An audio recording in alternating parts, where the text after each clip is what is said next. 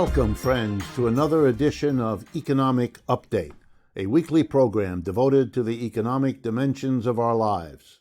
Jobs, incomes, debts, everything that's shaping our lives at this moment from the economic side of things. I'm your host, Richard Wolff. Today's program is devoted to the coronavirus catastrophe and even more to the economic collapse that has now happened all around it.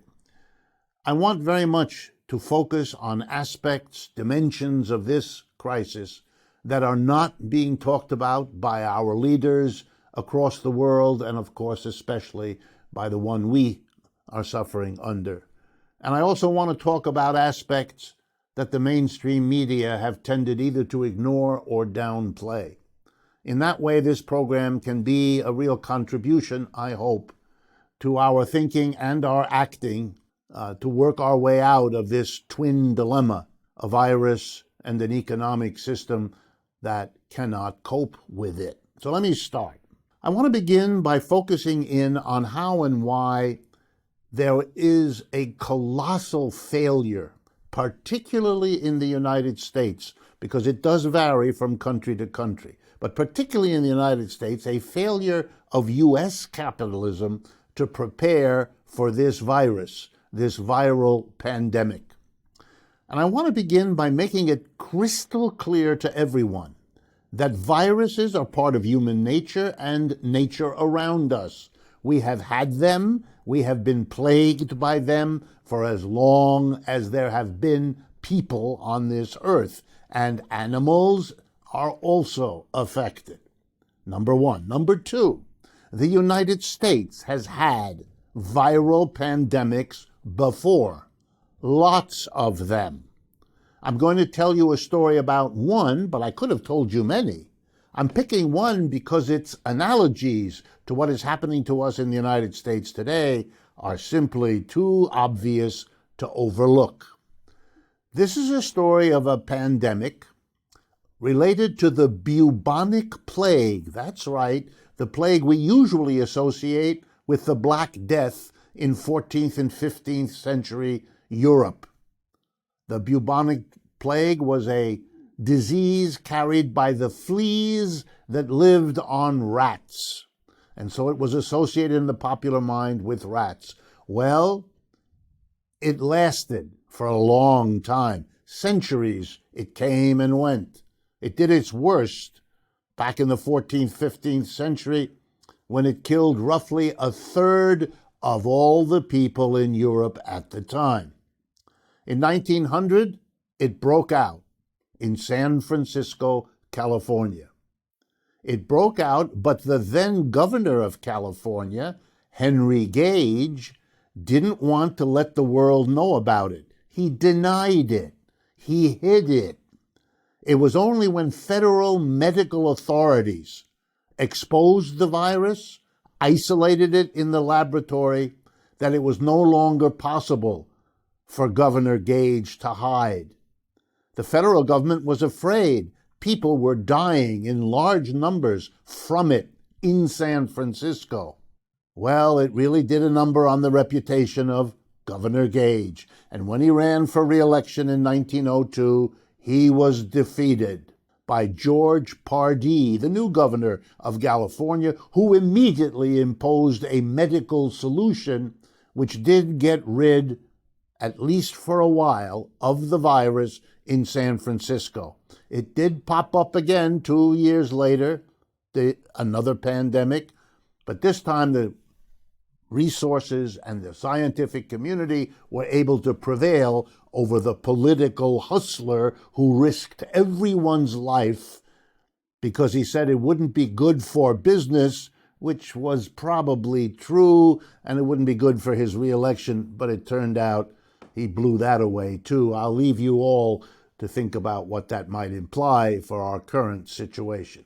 Preparing for a pandemic, in other words, is a no-brainer, you would think. It's like building roofs over buildings so the rain doesn't get you, because it rains. It's like building a storehouse of food resources and reserves, because sometimes there's a drought or sometimes there's a flood and you can't grow the food you need, so you keep some on reserve. Everyone gets that. Here in the United States, we have strategic oil reserves, big tanks buried underground. When oil is cheap, the government buys it and puts it in there. When oil is expensive, the government pulls it out. But it's a reserve in case we need it, but can't bring it up or import it. The logic is the same. Any economic system that wants our loyalty would have to take care of that problem. But private enterprise didn't in our country. Private enterprises didn't produce the masks, the tests, the ventilators, the gowns, the beds, the hospitals, all of it.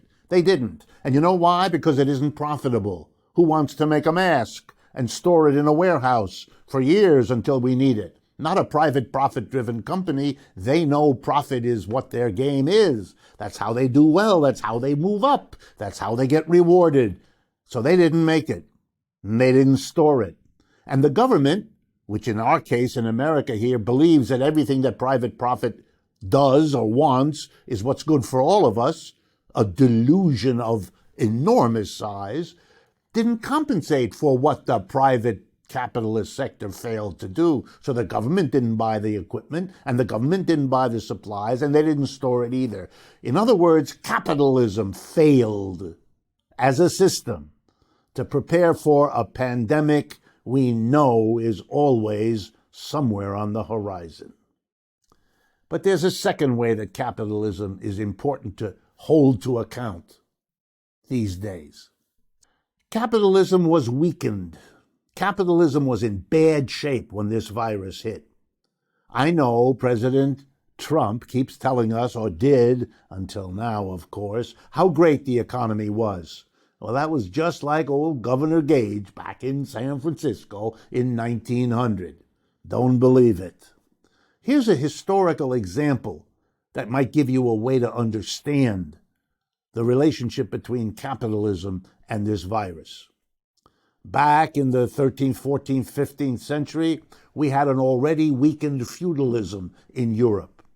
The people back then didn't know how to deal with depleting soil fertility. They put crops in the same place year after year, not realizing that the yield per acre, the yield per person would go down. Inequality between rich lords and a mass of poor serfs grew. And by the time the fleas and rats arrived, people were poorly nourished, badly nourished, not in good shape. And that's why the disease was so terrible. And as historians teach us, when the disease came and wiped out a third of the feudal society, mostly serfs, many of the lords went belly up. They didn't have the villagers to produce that extra delivered to them as rent. Here's the story in a nutshell. A weakened feudalism was vulnerable to a terrifying disease which further weakened the feudalism. Parallel. A weakened capitalism was affected by this pandemic, by the coronavirus. And the suggestion of history is it will weaken the capitalism that was already weak before. But to make this point, I have to show you, which I'm about to do as best I can, how and why capitalism was weak when this virus hit us. Here we go. Number one, corporations, businesses, large, small, medium, have a greater load of debt going into this virus than they had ever had in history. And the reason is because of capitalism. The crash of capitalism right after 2000, the so-called dot-com crash. And then again, the crash in 2008, the so-called subprime mortgage crisis. One of the ways that capitalism dealt with the crashes then was to pump money into the economy and to lower interest rates to virtual zero, as you all know. Therefore, every business did what? Every business that had a problem, a bad investment, a mistaken choice of what to produce, tensions with your workers, a technology that didn't work. You know how they solved their problem? The cheapest way available, which was borrowing money at no cost. The federal government was pumping the money in, charging no interest, so every business loaded up on debt. Reasonable, unreasonable, it didn't matter. There was no system to weed out those who shouldn't have borrowed because they could never pay it back. When the virus hit, corporations were already in trouble. The same is true of individuals' debts for obvious reasons. Corporations were sending jobs abroad, you know that, for decades before the virus hit. The jobs that were left paid less, were less secure, and had fewer benefits. In plain English, it means you didn't have the health program you once had. You didn't have the security, so you were full of anxiety. You solved the problem by borrowing money, which only added to your anxiety as you understood what could happen to you if you didn't pay back your loan. People were distraught. People were saving. They were compensating for bad jobs, bad benefits, bad security by not eating properly, saving money, buying the processed bag of chips rather than eating fresh vegetable. You know the story. Of course, our society was weakened in the face of the coronavirus, the way feudalism in Europe had been weakened when the bubonic plague hit. Then we had the same other kind of problem. After the crash of 2008, the government threw trillions at corporations. They were supposed to hire us all back. They didn't. They were supposed to recreate the economy that was successful before. They didn't. You know what they did? They said, we're going to take this money and do the only profitable thing with it, which isn't surprising because they're profit-making companies. So they bought their own stock in the stock market. That boosted the stock market, boosted the salaries of the corporate executives whose salaries were tied to the value of the stock in the market. They did the things that were good for them, not for the rest of us. So the stock market boomed. We did have an inflation with all the extra money, not in the goods and services you and I buy in the store, but in the stock market, which went wild, which made the top 10% of Americans very, very rich. And so they could afford and did afford all the good things in life, and everybody else had to make do with less. But that's not making do without consequences. The consequences was to undercut our health, undercut our well-being, undercut our reserves. We became a society living from paycheck to paycheck, more and more unable to afford the things that can comfort you in life in a safe way, and turning instead to those that comfort you in ways that are not good for what? For resisting a virus, among other things. The notion that our economy was great before this virus hit is fake. It always was fake. It's the perspective of those who live off the stock market. And even the stock market's boom was fake because it was all that money thrown in by the government that was supposed to rebuild a healthy economy but didn't, and went instead to the stock market, bidding up the prices to atmospheric levels that were not sustainable. And how do we know that the stock market boom was unsustainable? Because when the virus arrived, the stock market dropped like a stone, eradicating trillions in wealth. Little final point. The loss of wealth in the last month is many times more than what it would have cost us to prepare for this pandemic, to produce and store all of the materials we needed. Capitalism made disastrous, inefficient choices. We're living with the results. We've come to the end of the first half of today's program.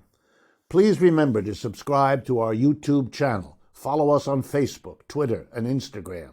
Be sure to visit democracyatwork.info to learn more about other Democracy at Work shows, our union co-op store, and our 2 published books, Understanding Marxism and Understanding Socialism. And lastly, of course, special thanks to our Patreon community, whose invaluable support we treasure and make this show possible. Stay with us. We'll be right back.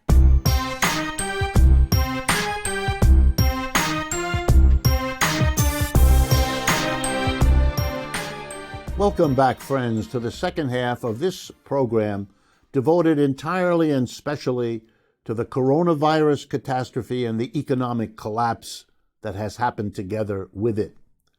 And again, I want to do things and talk about things that are not discussed by our leaders nor by mainstream media.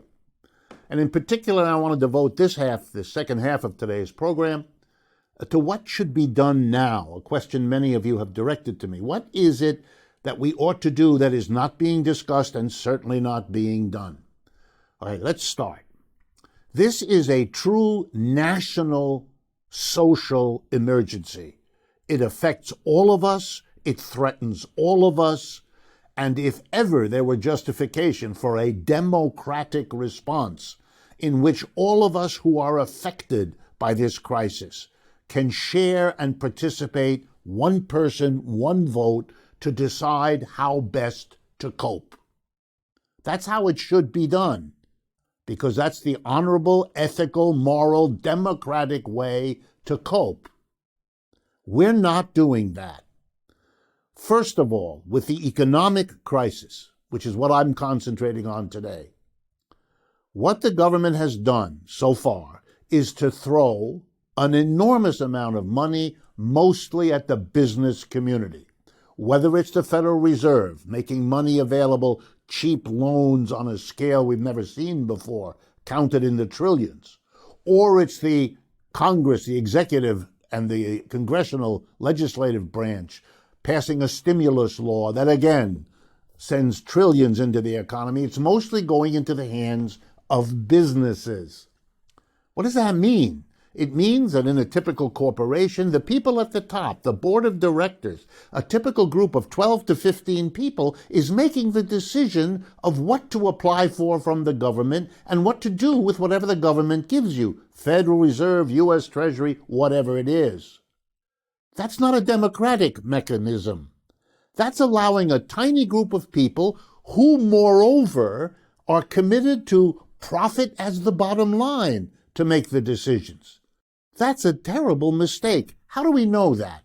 Because we know what happened the last time the American capitalist system crashed in 2008. Again, trillions were thrown at the business community. Again, by the Fed and by the U.S. Treasury. And once again, the people at the top took the money, and what did they do? Rebuild the economy the way it was before? Not at all. Put millions of people back to work in the jobs they once had? Not at all. Here's what they did with huge portions of the money thrown at them. They raised the salaries of top executives.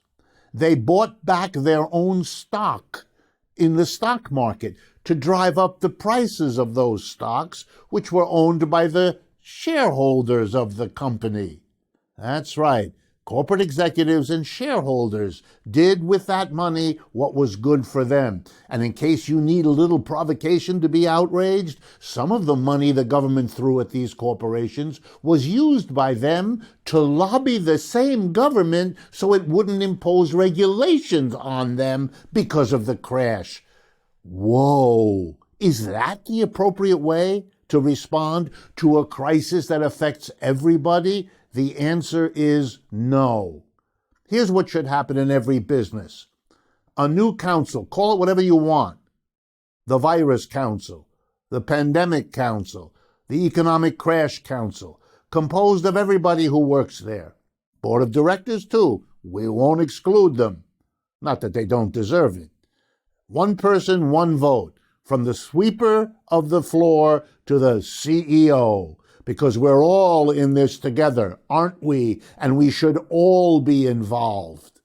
Guess what would happen if we did this? And here are some of the things that should happen. They're not going to happen because the people who are using the money for profit have the control. And the people who need what I'm about to list with you don't have the control, which is why it isn't being done. Every business should be reconfigured to be safe. Every line of business should be socially distanced. How the counters in a store are laid out. How the machines in the assembly line is laid out. How the school is organized. Come on, you can understand.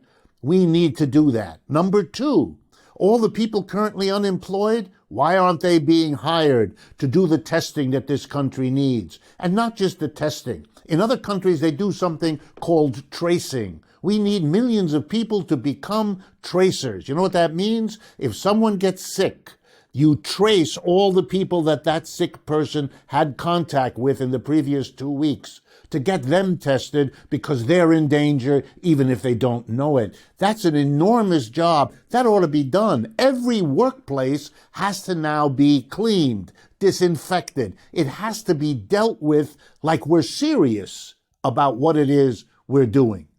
We need monitors to make sure that the masks are there and adequate, that the gloves are being worn every day, that the dirty ones are discarded and the clean ones replaced.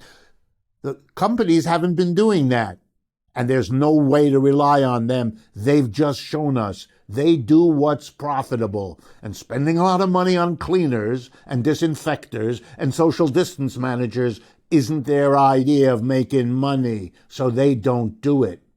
Here's what we need and are not getting: a program to transform our economy, enterprise by enterprise, so it meets our social needs, not primarily the private profits of what is a tiny minority of corporate executives and major shareholders. If we don't do that, we're going to get again what we got after 2008. You know what that is? The same capitalism that existed before, that waltzed us into the crisis of 2008, was established and waltzed us into this one. Are we really going to learn nothing? Are we really going to let it happen again, that a tiny core of profiteers sitting at the top of this system are going to continue? Here's a warning from history.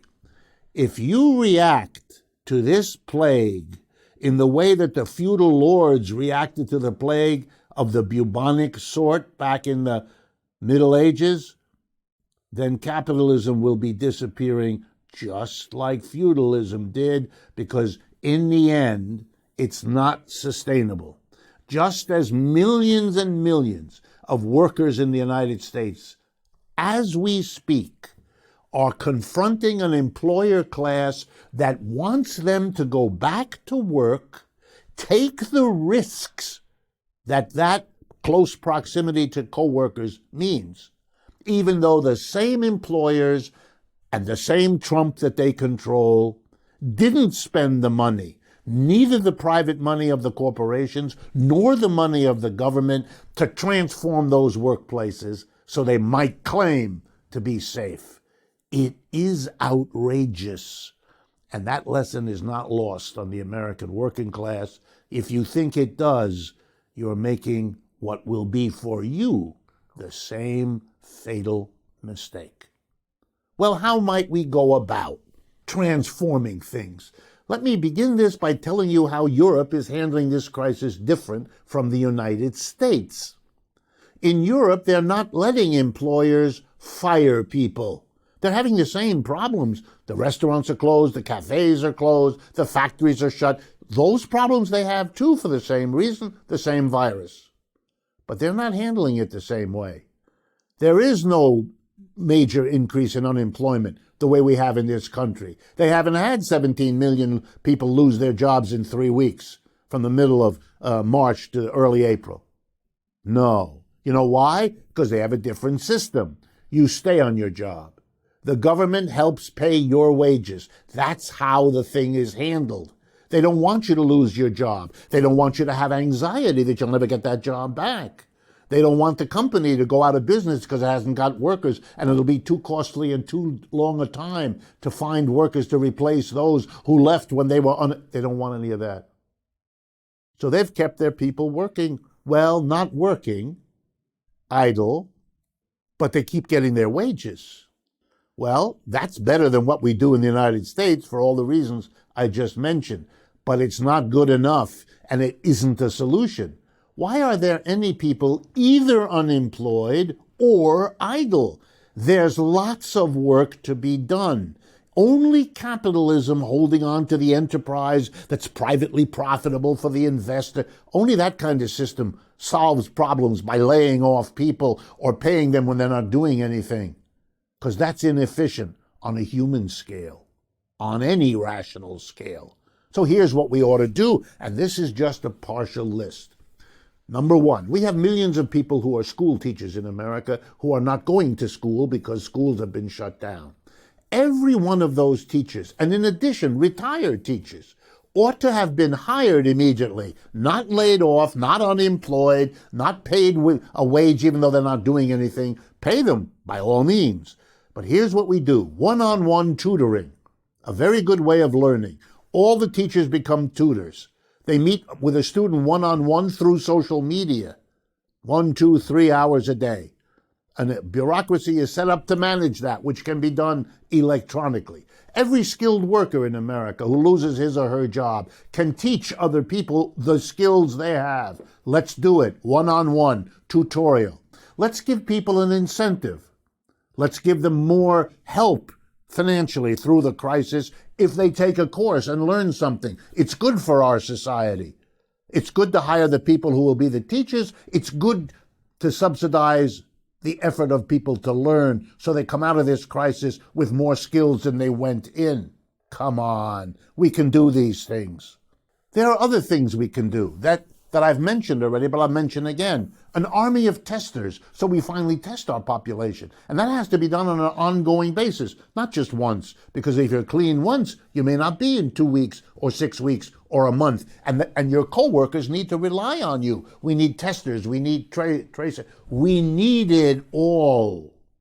And then there's the greening of America. And then there's all of the work to reconfigure our transportation systems and so on so they can be safe. Lots of work to make this economy safe. And here's a big one that I'm particularly interested in. I want to adapt the Marcora law from Italy. Italy passed a law in 1985, still on the books. Here's how it works.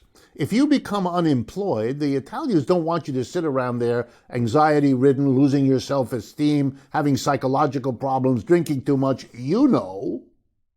And so here's what they did. They said to the unemployed, if you get together, any unemployed person, with at least 9 other unemployed people that you can find, and together you start a worker co-op, we, the government, will give you your entire unemployment package, year and a half coverage of weekly payments. We'll give it to you as a lump sum right now with which you can start your co-op business. What about that? What about giving Americans a big chunk of the stimulus money to start worker co-ops, to get together, to find those 10 people or more that you start with, to develop a business plan, to begin to go into business in whatever ways are safe at this point? You know what that would do? Not only give important creative opportunity to people who are otherwise sitting around feeling terrible, it would also do something more. It would give America a worker co-op sector. You know, like Emilia-Romagna, that district in Italy already has. A place in Italy, a region where 40% of the businesses already are worker co-ops and doing great work, by the way. Why don't we do that? Give Americans a worker co-op sector, make something positive happen out of this crisis. And then we would all have freedom of choice. We would be able to see what a job is like if you work in a worker co-op that's democratic versus a top-down capitalist enterprise. What quality of work do they do? How do they contribute to society? We'd actually have freedom of choice about that. We don't have it now. This is a crisis from which we could learn what's wrong with the system we've had and what always needed changing, but now stares us in the face with this choice. Either change this system, or now the costs of not doing it are becoming fatal. This is Richard Wolff. Thank you for your attention, and I look forward to speaking with you again next week.